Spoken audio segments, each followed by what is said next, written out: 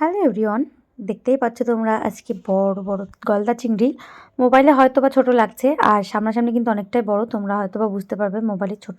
দেখো এই চিংড়ি মাছটার পেটে একদম ডিম ঠাসানো।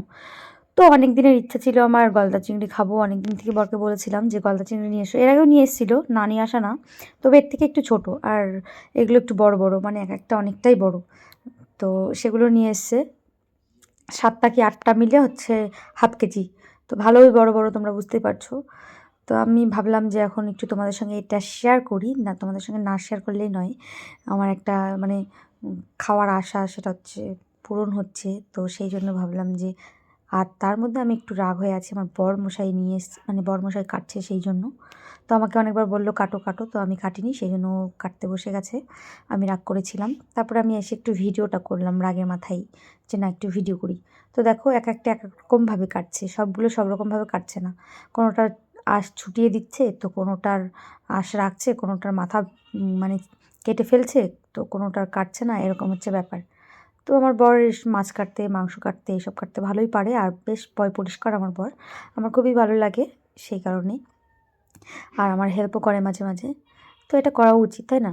আর যেহেতু এখন আমি রাগ করে আছি, তাই তো আরও বিশেষ করে কাটা উচিত। আর এই মাছটা না 3 দিন ফ্রিজে ছিল, এনেছিল বৃহস্পতিবার, বালুরঘাট গেছিলো, তখন নিয়ে এসেছিলো আমার ননদের বাড়ি।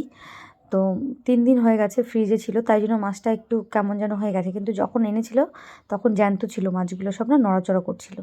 তো এইভাবে সব কেটে নিয়েছি এক একটা এক এক রকমভাবে। তো আমি বললাম যে মাছগুলো ধুয়েও দাও, আমি পারবো না, ধুতেও পারবো না, আমি রাগ করে আছি, আমি খাবোও না, এমন একটা ভাব, ঠিক আছে? কিন্তু আমি লাস্টে খেয়েছিলাম, এটা সত্যি কথা, আমি খেয়েছিলাম, আর ভীষণই ভালো লেগেছিলো। আমার কাছে গলদা চিংড়ি খুবই ভালো লাগে। তো আমার বর আমাকে কী কী যেন বলছিল, হাসছিল, আমাকে রাগাচ্ছিল। তো যাই হোক, রাগারাগি এসব তো হতেই থাকে না, স্বামী স্ত্রীর মধ্যে রাগারাগি না হলে কিন্তু প্রেম ভালোবাসা বাড়ে না। আর এমন কোনো স্বামী স্ত্রীর সম্পর্ক নেই যে রাগারাগি হয় না, এটা হচ্ছে সত্যি কথা। সবার মধ্যেই হয়। তো কার মধ্যে হয় না সে একটু কমেন্ট করে অবশ্যই জানিও যে আমাদের মধ্যে হয় না, তাহলে দেখবো সে মহান ব্যক্তিকে।